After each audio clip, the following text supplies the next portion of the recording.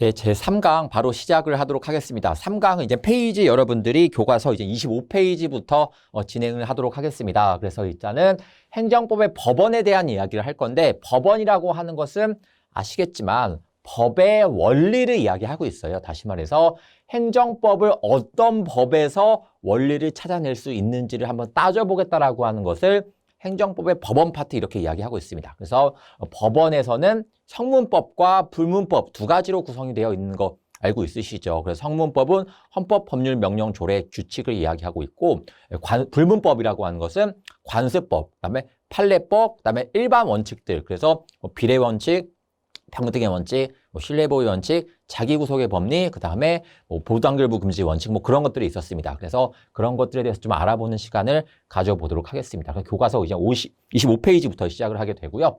1번 이어서부터 살펴보겠습니다. 행정법의 법원에 대한 설명으로 가장 옳은 것은 동그라미 1번.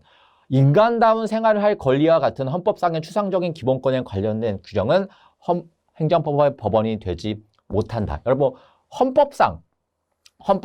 헌법이라고 하는 것도요, 기본적으로 성문법 중에서 가장 최고에 있는 법 아니겠습니까? 당연히 법원의 역할을 한다, 못한다? 한다, 이렇게 이야기할 수가 있겠죠.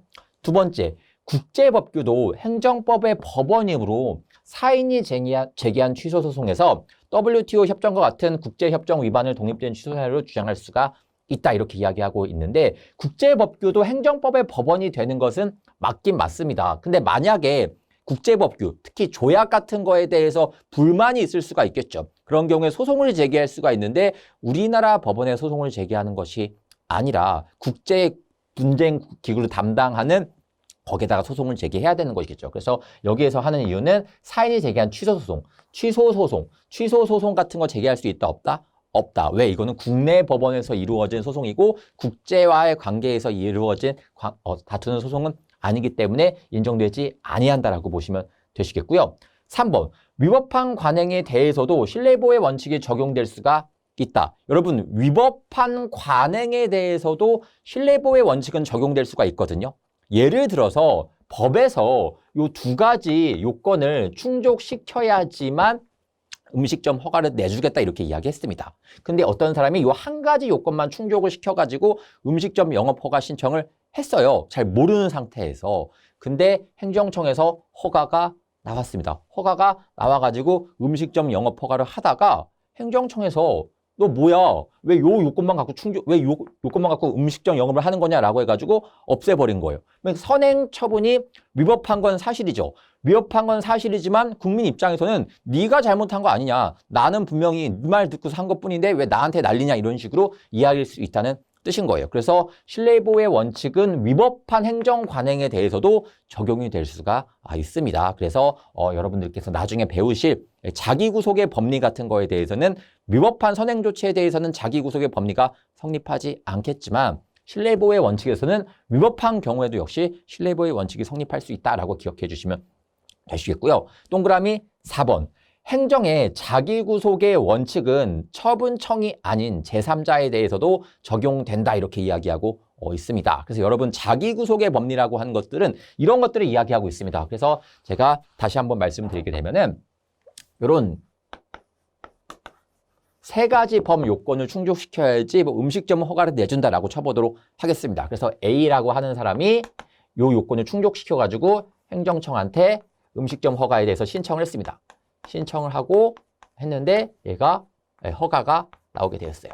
B 역시도 요 요건을 충족시켜가지고 신청을 했는데 여기에도 허가가 나왔습니다. C 역시도 이 요건을 충족시켜서 신청을 했는데 여기 대해서 허가가 나왔습니다. D라고 하는 사람도 역시 이 요건을 갖춰가지고 신청을 했는데 거부가 나오게 되었습니다. 이 경우 여러분, 자기구속의 법리라고 하는 것은 행정청이 이러한 사건에서 계속 허가가 나오지 않았습니까? 허가가 나왔기 때문에 스스로가 이 상황에 구속이 되어버린다는 뜻인 거예요. 그래서 요건 자체가 이런 상황에서 행정청이 동의를 해야 되고 사안 자체가 비슷한 상황이어야 되지 않겠습니까? 그렇기 때문에 기본적으로 처분청이 아닌 제3자 행정청에 적용이 될 수가 있다. 그런 것이 아니라 행정청 자체가 동일해야 될 것이 원칙이라는 뜻인 거겠죠. 그래서 여러분들이 해설과 교재 내용을 반드시 살펴보셔가지고 다시 돌아가셔가지고 복습하시면 되시겠고, 교재와는 달리 정답은 3번으로 체크하시면 된다라고 기억해 주시면 되시겠습니다. 그리고 중요한 것은 선행처분이 이거 허가 내줄 당시에 당시에 적법해야 된다 이렇게 말씀드리기도 했었습니다. 만약에 4가지 요건이 한 가지가 더 있는 거예요. 한 가지 더 요건이 있는데 허가에 대해서 신청에 대해서 허가가 나오게 되었습니다. 허가가 나오게 되었을 때 이 허가는 위법한 거 아니겠습니까? 근데 B한테도 허가가 나오고 C한테도 허가가 나왔어요. D가 나한테도 똑같이 허가 내달라 요청할 수 있다 없다? 없다. 그래서 선행 조치가 위법하면은 자기구속의 법리가 적용이 되지가 않습니다. 그래서 신뢰보호의 원칙과는 차이가 있다는 점 이해되시겠습니까? 그래서 기본적으로 선행 조치가 적법해야지 적용되는 것은 자기구속의 법리. 반면에 신뢰보호의 원칙은 적법하든 위법하든 상관없이 적용될 수 있다라고 기억해 주시면 되시겠고요. 그래서 정답은 이제는 3번 체크하면 되는 문제였다라고 보시면 됩니다. 그 다음에 다음 페이지 이어서 보겠습니다. 행정법의 법원에 대한 설명으로 옳은 것은 동그라미 1번. 이거 아까 살펴봤었던 내용과 똑같은 내용인 것이겠죠. 그래서 국제법규에 대해서 뭔가 소송을 제기할 때에는 우리나라 법원에 취소소송 제기하면 된다, 안 된다? 안 된다 이렇게 말씀을 드렸습니다. 그래서 국제무역기구를 담당하고 있는 WTO 같은 데에다가 제소를 해야 되는 것이겠지 우리나라 법원에다가 소송 제기할 수는 없다. 그래서 국내 법원에 소송 제기하는 것은 말도 안 된다라고 보시면 되겠고, 재량준칙이라고 하는 것이 있습니다. 재량준칙은 뭐냐면은 재량준칙이라고 하는 행정규칙이 있어요. 그러니까 행정에 대해서 행정규칙 같은 거죠. 행정규칙인데 보겠습니다. 예컨대 서울시 훈령에서 이렇게 이야기하고 있는 것이겠죠. 미성년자한테 1회 술 판매한 경우에는 1개월의 영업정지, 2회 술 판매한 경우에는 2회 영업정지, 3회 술 판매한 경우에는 3개월에 해당하는 영업정지, 이런 식으로 규정을 하고 있다고 쳐보도록 하겠습니다. 근데 어떤 사람이 A라고 하는 사람이 한 번 미성년자한테 술 판매를 했대요. 한 번 술 판매해가지고 얘한테 1개월에 대한 영업정지. B라고 하는 사람한테도 한 번 미성년자한테 술 팔아서 1개월에 대한 영업정지. C한테도 역시 이런 식으로 계속 해왔다 이렇게 이야기하고 있어요. 그럼 D한테도 1개월에 대한 영업정지를 해야 된다라고 하는 것을 자기구속의 법리 이렇게 이야기하고 있지 않습니까? 그래서 원래 행정규칙이지만 이것이 계속적으로 이런 식으로 계속 적용이 되어 왔기 때문에 D 입장에서는 A한테, B한테, C한테도 이렇게 해왔지 않느냐. 그렇기 때문에 나한테도 그렇게 해줘야 한다. 평등의 원칙을 주장을 하는 것과 동시에 또 신뢰가 생겼겠죠. A한테도 이렇게 해왔고 B한테도 이렇게 해왔고 C한테도 이렇게 해왔으니까 D한테도 당연히 신뢰라고 하는 것이 형성되지 않았습니까? 그래서 자기구속 법리, 그래서 재량준칙이라고 하는 것이 자기구속의 법리. 자기구속은 평등의 원칙과 그 다음에 신뢰보호의 원칙을 만나가지고 성립하게 되는데, 그로 인해서 재량준칙이 법규가 되는데 일반적인 법규와는 다르기 때문에 무슨 법규라고 한다? 준법규라고 한다 이렇게 말씀을 드렸습니다. 그래서 재량준칙이 공포가 되었다는 것만 가지고 자기구속의 법리가 적용되는 것이 아니라 일정하게 평등의 원칙과 신뢰보호 원칙이 쌓이는 바람에 자기구속의 법리가 형성이 되고 이로 인해 가지고 재량준칙이 준법규가 된다 이렇게 이야기할 수가 있다는 뜻이겠죠. 그래서 동그라미 2번 내용을 보시면은 재량준칙이 공포된 것만 갖고 자기구속의 법리가 적용되는 것이 아니라 일정하게 되풀이 시행되어야지 행정의 관행이 성립되어야지 평등의 원칙과 그 다음에 신뢰보호의 원칙 때문에 자기구속의 법리가 성립한다 이렇게 이야기할 수가 있겠고요. 동그라미 3번. 사회에 거듭된 관행으로 생성된 생활규범이 관습법. 여러분 관습법이라고 하는 것은 2가지 요건을 갖춰야 되는데 첫 번째가 관행이요. 그래서 관행이 있어야 되는 것이겠고 두 번째는 뭐냐면은 법적 확신, 즉 그 관행이 법으로 만들어졌다라고 하는 법적 확신이 있어야 됩니다. 근데 여기에서는 관행의 법적 구속력에 대하여 확신을 갖지 않게 되었다 이렇게 이야기하고 있거든요. 다시 말해서 법적 확신이 없다는 뜻인 거예요. 법적 확신이 없기 때문에 관습법이 성립되었다, 성립되지 않았다, 성립되지 않았다 이렇게 이야기할 수가 있겠죠. 그래서 이러한 관습법은 법적 규범으로서의 효력이 부정될 수밖에 없다. 무슨 뜻인지 이해가 되시겠습니까? 그래서 관행만 갖고 있는 법을 관행만 갖고 있는 상황을 뭐라고 이야기하냐면은 사회적 관습 뭐 이렇게 이야기하기도 합니다. 그 다음에 두 번째, 동그라미 4번을 살펴보시게 되면은 신뢰보호의 원칙이 적용되기 위한 요건의 하나인 행정청의 공적 견해 표명이 있었는지 여부를 판단함에 있어서는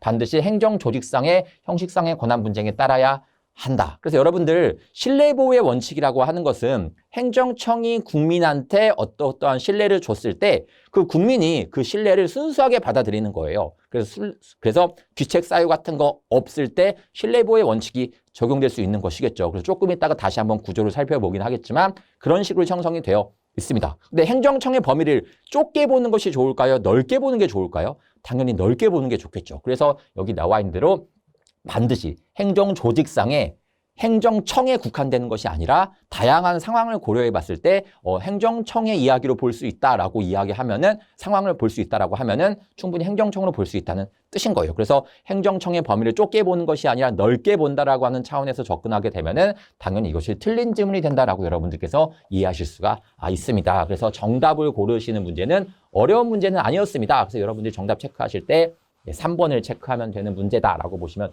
되시겠고요. 그다음에 다음 문제 이어서 한번 살펴보도록 하겠습니다. 행정청의 법원에 대한 설명 중 옳은 것은 동그라미 1번. 헌법재판소 판례에 의하면 감사원 규칙. 여러분 감사원 규칙이라고 하는 것은 어디에 의해서 만들어진 규칙이냐면은 감사원 법이라고 하는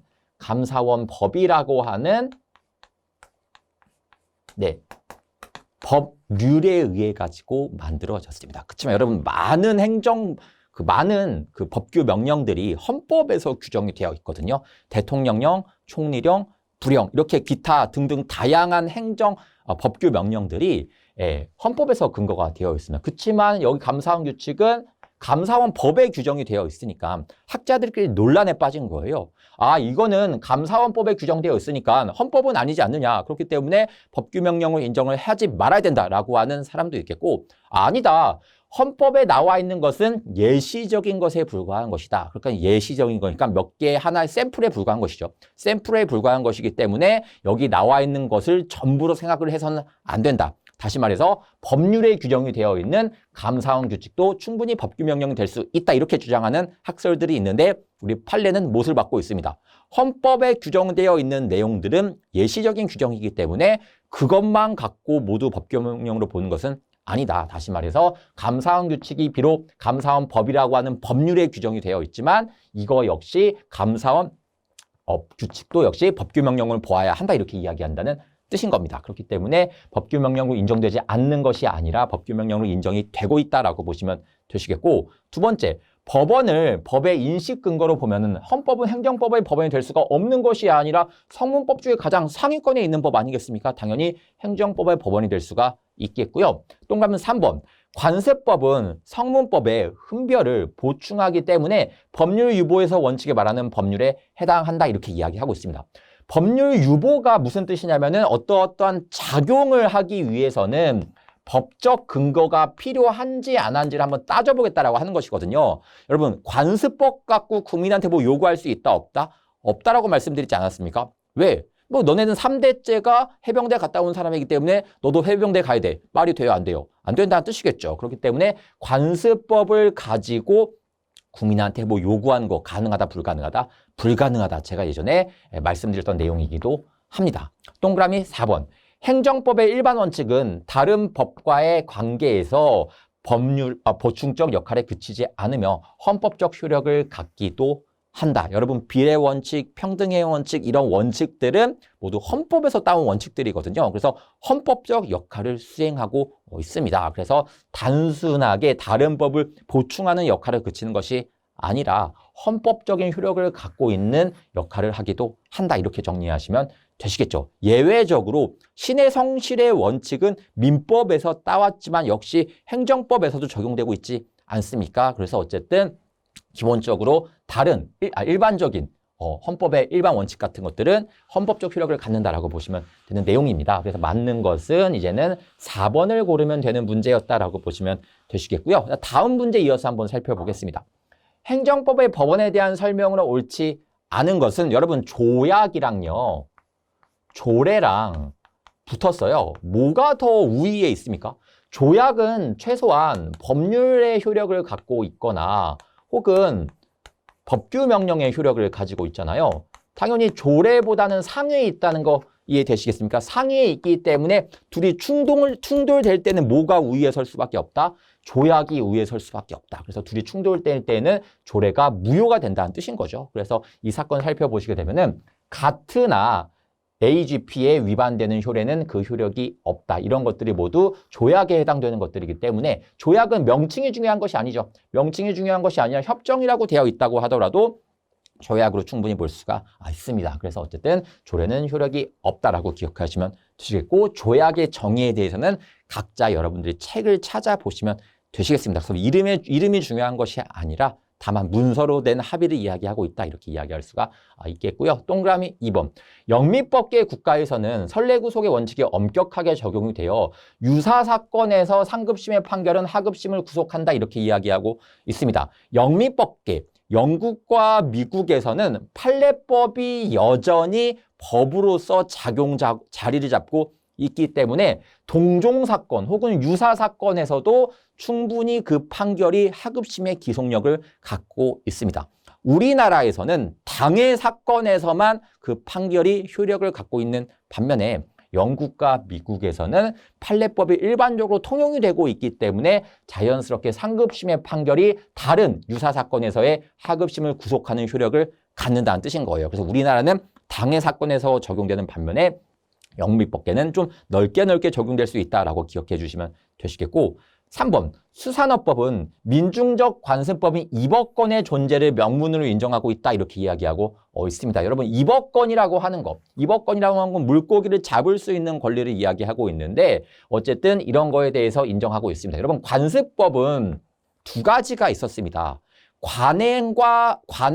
관습법은 관행과 그다음에 법적 확신이 합쳐진 상태에서 적용이 되는 건데 그 관행이 민중으로부터 왔다라고 하면은 민중적 관습법. 그 관행이 행정부에서부터 왔다라고 하면은 행정선례법 이렇게 이야기하지 않습니까? 어쨌든 입업권이라고 하는 것은 민중적 관습법 중에 하나인데 역시 이런 것에 대해서 수산업법에서 명문으로 규정을 하고 있습니다. 여러분 교과서 같이 꼭 찾아보시길 바라겠고요.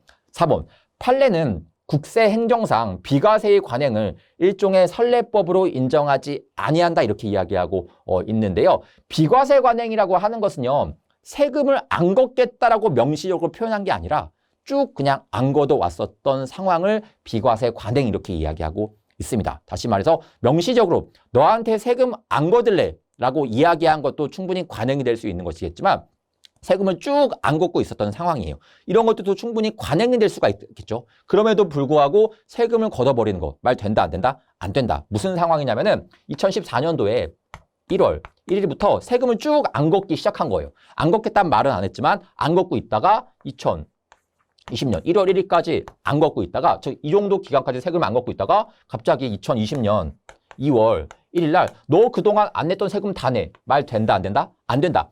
추후에 내라고 하는 건 괜찮을 수도 있습니다. 그렇지만 이때까지는 관습법이 하나의 형성이 된 것이기 때문에 이 사람한테 세금 내라고 하는 것은 문제가 있다는 뜻이겠죠. 그래서 이런 것도 역시 행정선례법이 될 수 있다라고 보시면 되시겠습니다. 그래서 여러분들께서 정답을 체크하시는 것은 네, 이렇게 체크하시면 되시겠죠. 네, 그래서 이게 틀렸다라고 하는 것을 보시면 되시겠고 다음부터 이어서 한번 살펴보겠습니다.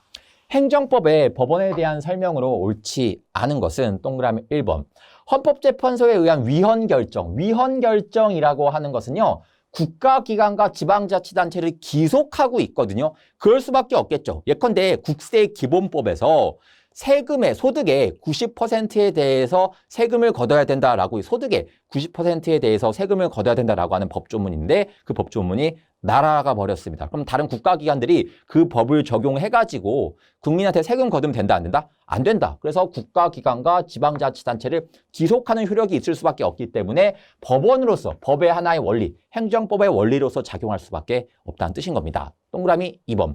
대법원은 남북 사이의 화해와 불가침 교류에 관한 합의서. 여러분 조약은 용어가 중요한 것이 아닙니다. 그렇지만 남한과 북한 사이는 나라와 나라와의 결합이 아니라고 말씀드렸습니다. 그래서 물론 올림픽을 한다던가 체육 관계에서는 북한을 하나의 국가로 인정을 하고 있거든요. 그래서 남한 따로 북한 따로 이렇게 입장하는 그런 결과 많이 보셨을 거라고 생각을 합니다. 그러나 법에서는요. 북한을 나라로 보고 있지 않아요. 그냥 하나의 불법단체로 보고 있거든요. 그렇기 때문에 남한이라고 하는 국가와 불법단체와 사이에 조약이 체결될 수 있다 없다? 없다 이렇게 볼 수가 있겠죠. 그래서 조약이라고 판시한 것은 아니다라고 기억해 주시면 되시겠고요. 동그라미 3번 살펴보시게 되면은 역시 이거 조약과 조례가 부딪혔던 사안이었었죠. 뭐가 더 위에 있다? 조약이 위에 있다. 그래서 조례는 날아가 버린다라고 기억하시면 되시겠고 동그라미 4번 이어서 한번 살펴보겠습니다. 굉장히 좀 지엽적인 문제이기도 했었는데 여러분 볼게요. 우리 성문법이랑 불문법이랑 뭐가 더 일반적으로 우위에 있습니까? 당연히 성문법이 우위에 있을 수밖에 없겠고 불문법은 원래 성문법이 규정하지 않는 범위 내에서만 활용이 될 수밖에 없습니다. 일반적으로 그런 것이 맞거든요. 근데 여러분 이게 어떤 사건이었냐면은 이제 노무현 정부 때 어떤 일이 있었냐면은 서울이 너무 밀집해 되어 있잖아요. 서울의 각종 경제, 문화 모든 것들이 거의 밀집해 있지 않습니까? 인구도 밀집해 있고요. 그래서 이것을 전국에 좀 분산시키고자 수도를 옮기고 싶어 하셨었습니다. 그래서 옮기고 싶어 해가지고 대세종시로 옮기고 싶어 하셨거든요. 그래가지고 법을 하나 만들었어요. 그 법을 뭐라고 하냐면은 신행정 수도의 건설을 위한 특별법이라고 하는 국회의원들을 잘 설득을 해가지고 이런 특별법을 하나 만들게 되어서 수도를 서울에서 세종시로 옮겨버리겠다라고 하는 그 법을 하나 만들게 되었습니다. 근데 재밌는 거는 무엇이었냐면은 당연히 이거에 대해서 사람들이 불만이 많이 있겠죠. 왜? 서울의 기득권을 갖고 있는 사람들은 땅값 내려가잖아요. 땅값도 내려가고 그다음에 서울에 아파트에 있는 사람들은 다시 세종까지 가야 되는 그런 불편함이 있을 수가 있기 때문에 굉장히 피곤해지지 않겠습니까? 그래가지고 이것이 헌법소원으로 들어가게 되었습니다. 그래서 이제 헌법소원에서 헌법재판소에서 이제는 사건이 다루어지게 된 거예요. 그래서 다루어지게 되었는데 노무현 대통령은 지지하는 측에서는 이렇게 이야기하고 있었죠. 성문법에서 이렇게 규정한 거 아시냐? 근데 우리나라 헌법에서는 서울이 수도라고 하는 명문의 규정이 없다.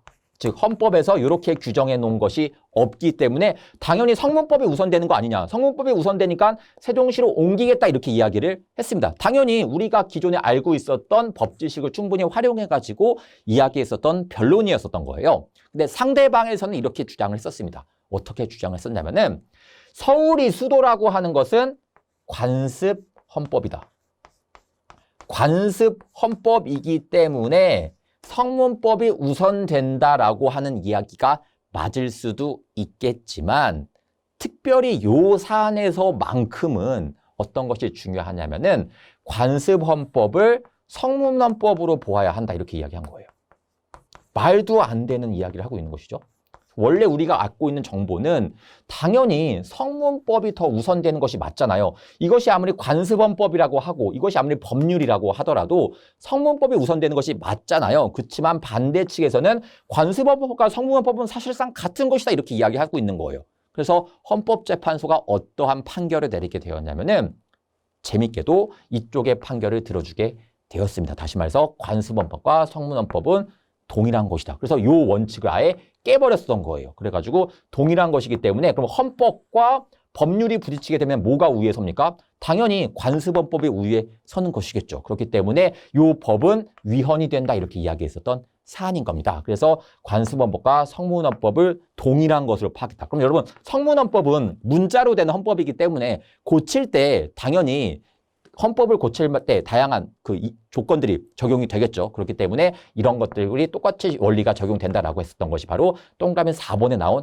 원리들이에요. 그래서 보면은 헌법재판소는 이 특별법의 위헌 확인 사건에서 관습헌법은 성문헌법과 같은 헌법 개정 절차를 통해서 개정되어야 하는 것이지 법률과 충돌될 문제는 아닌 것이다. 법률이 여기 함부로 개길 수 있는 문제는 아닌 것이다 라고 했었던 사안이었던 거예요. 그래서 원래 기억하실 때에는 성문법과 불문법이 부딪힐 때에는 성문법이 우선되는 것이 맞지만 요 사안에서만큼은 이유는 잘 모르겠지만 관습헌법과 성문헌법을 동일한 개념으로 접근했었다라고만 기억을 해주시길 바라겠습니다. 그래서 제가 이론 과정 때 따로 설명을 안 드렸었기 때문에 지금 통해서 여러분들 좀 이해하시면은 충분히 이해하실 수가 있게 될 겁니다. 그래서 여러분들께서 정답을 체크하시는 거는 2번이 된다라고 보시면 되는 내용인 것이죠. 그다음에 다음 문제 이어서 살펴보면은 조약과 국제법규에 관한 설명으로 틀린 것은 이렇게 이야기하고 있습니다. 동그라미 1번. 국가 간의 협정과 국가와 국제기관의 협정은 명칭에 관계없이 서면에 의해 체결되면은 법적 효력이 있다. 이거 조약에 대한 이야기인 거 이해되시겠죠? 동그라미 2번.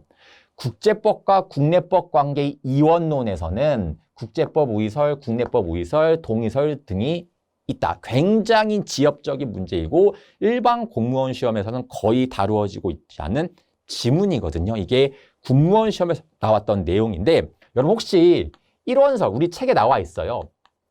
1원설이 있고 2원설이라고 하는 학설이 있습니다. 이게 뭐냐면은요. 국제법이, 즉 조약 같은 것이 어쨌든 국내에서 만든 법은 아니잖아요. 나라와 나라와의 약속이기 때문에 국내 국회의원들이 만든 법은 아니지 않습니까? 그래서 논란이 있는 거예요.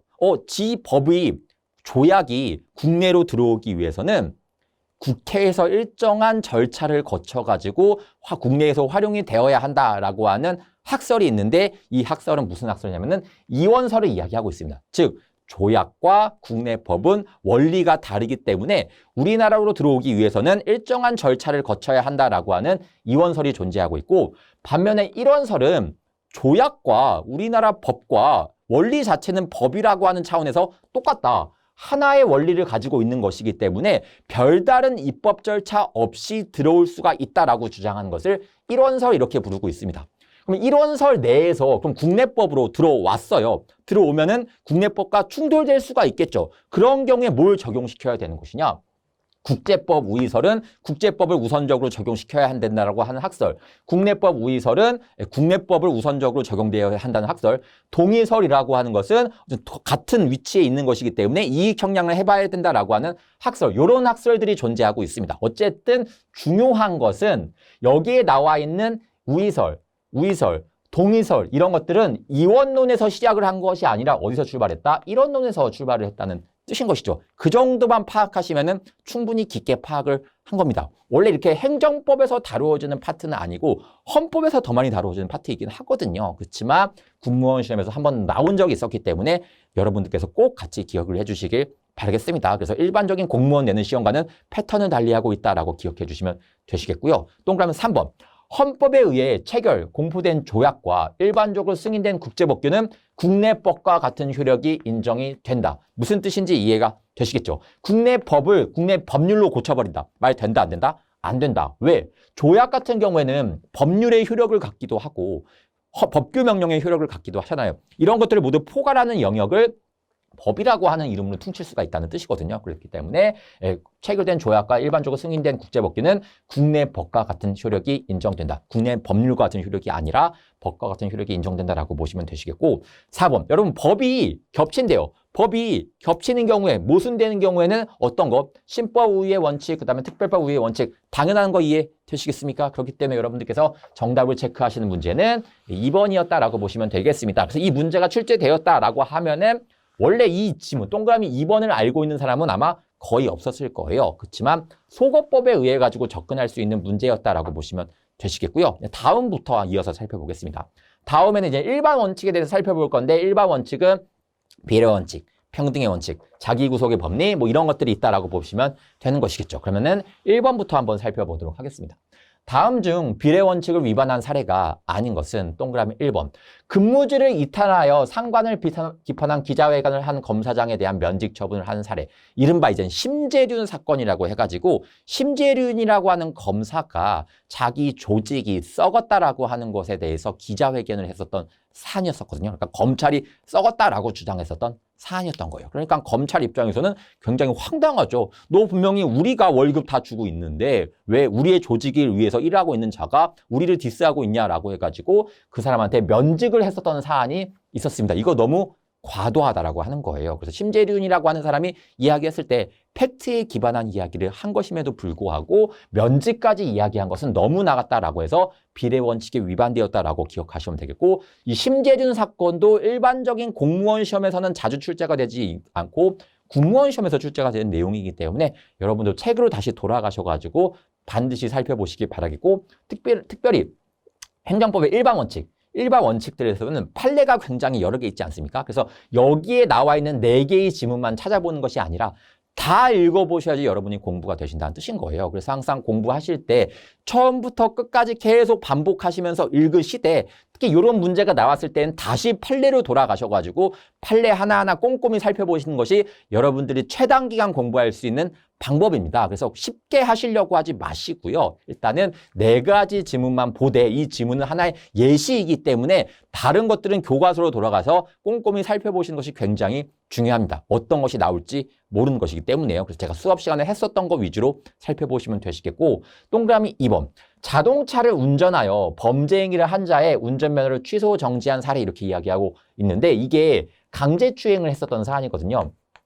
근데 참고로 이 동그라미 2번 지문은 이제 앞으로 아마 안 나올 확률이 굉장히 높습니다. 왜냐하면 이거 이제 위헌 판결을 받았기 때문에 이제 안 나올 확률이 높긴 하겠지만, 어쨌든 강제추행을 했었던 사안이 있었습니다. 그래서 택시 운전기사가 택시 승객을 대상으로 이렇게 막 했었던 사안이 있었던 것이죠. 이거 해가지고 운전면허를 취소 혹은 정지해버린 사례, 이거 괜찮다라고 이야기한 것이 여기에 나와 있는 내용이겠고요. 동그라미 3번 보시게 되면은 공무원이 단 1회 총리 훈령을 위반해가지고 요정 출입, 요정이라고 하는 것은 단란주점을 이야기한다라고 말씀을 드렸습니다. 한 번 단란주점에 출입했다라고 해가지고 파면 굉장히 센 거잖아요. 파면, 해임, 강등, 정직 중에서 가장 위에 있는 거, 이거 너무 세다라고 하는 거, 비례 원칙에 위반된다라고 했었던 사례로서 기억해 주시면 되시겠고, 동그라미 4번. 청소년 유해 매체물로 결정, 고시된 만화인 사실을 모르고 있었던 도소업 대여업자한테 8일밖에 안 지났음에도 불구하고 이 만화를 대여한 것을 사유로 해서 700만 원이라고 하는 과징금을 부과를 했대요. 이 700만 원이 최고 금액이었었거든요. 최고 금액을 부과한 것은 너무 지나치다라고 했었던 비례 원칙에 위반된 사례로서 기억해 주시면 되시겠습니다. 다시 교과서로 돌아가셔서 반드시 여러분들께서 이 4개의 사례뿐만이 아니라 거기 나와 있는 사례를 모두 여러분들이 공부하셔야 된다는 뜻인 거예요. 그게 굉장히 포인트가 되는 것이겠고, 동그라미 2번. 비례 원칙에 대한 설명으로 옳지 않은 것은 동그라미 1번.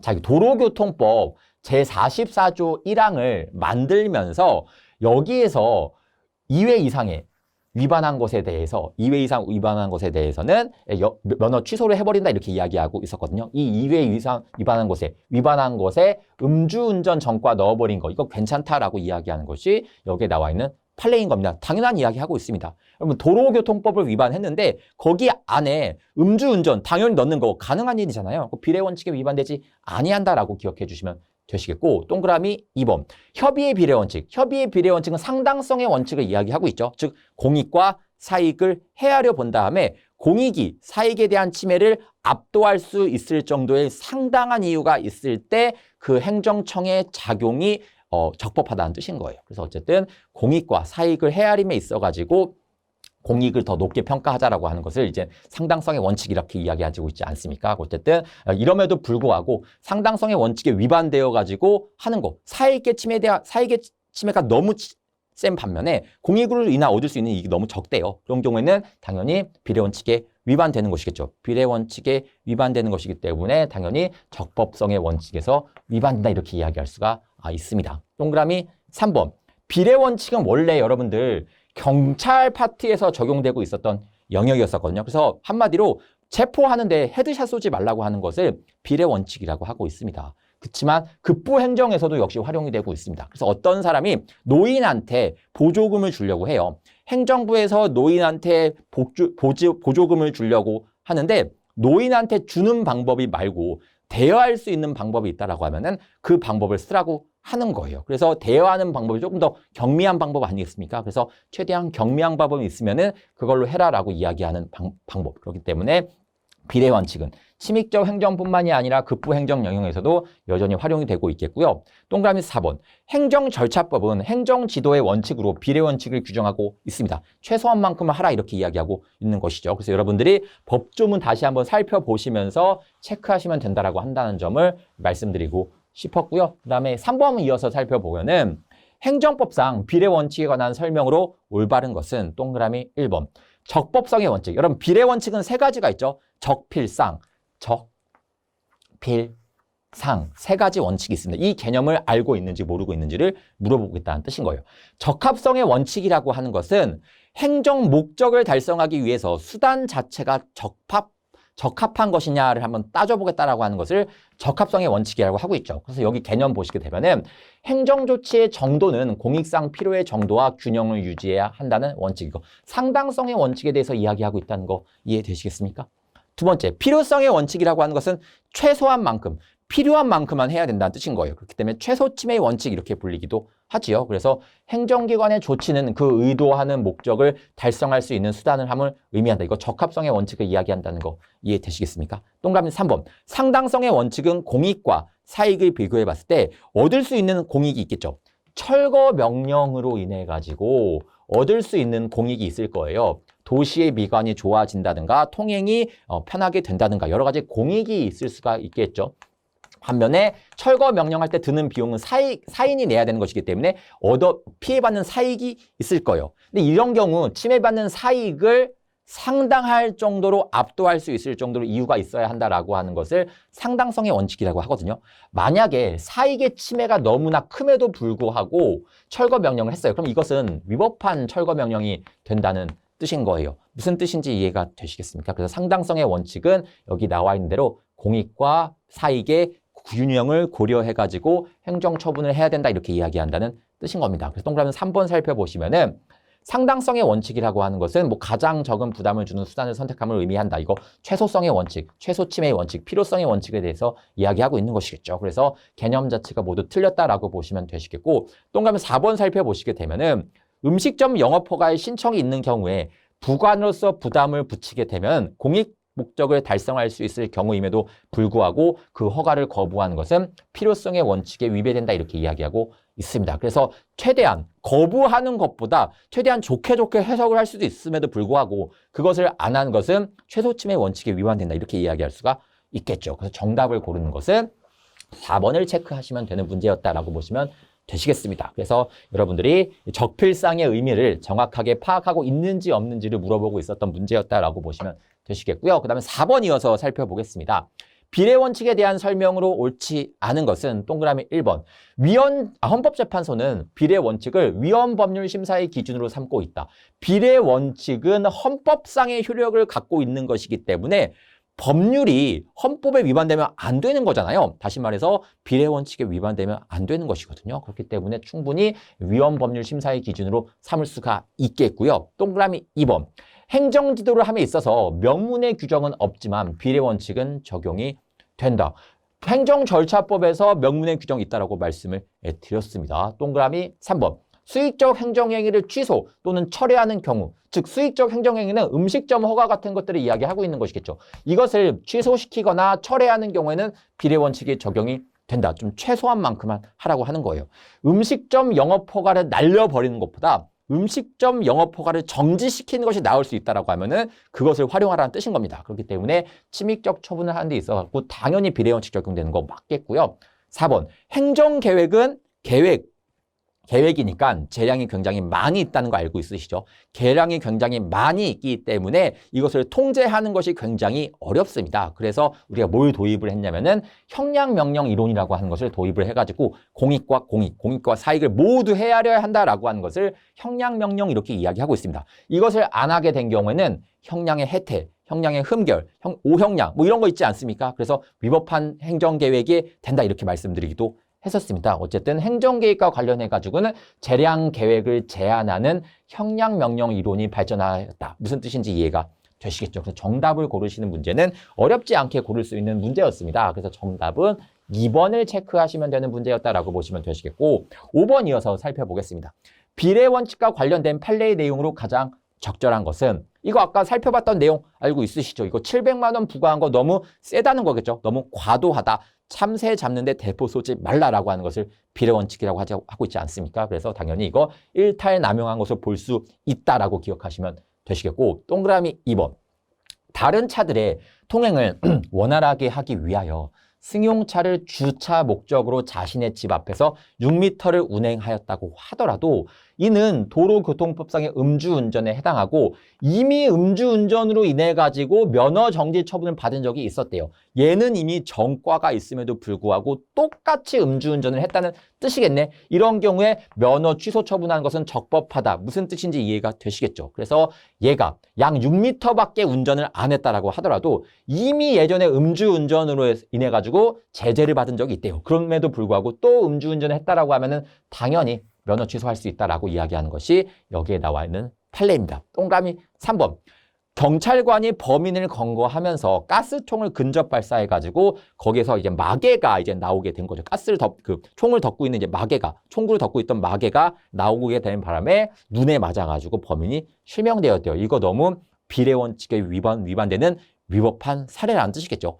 위법한 사례이기 때문에 국가배상 책임이 인정이 될 수 있다라고 보시면 되시겠고요. 동그라미 4번도 살펴보시게 되면은 주유소 영업의 양도인이 등유가 섞인 유사 휘발유를 판매한 바를 모르고 이를 양수한 석유 판매 영업자인 전 운영자인 양도인의 위법 사유를 들어 6월에 영업 정지 제재한 것은 너무나 과도하다 이렇게 이야기하고 있습니다. 이 사람도 역시 모르고 있었대요.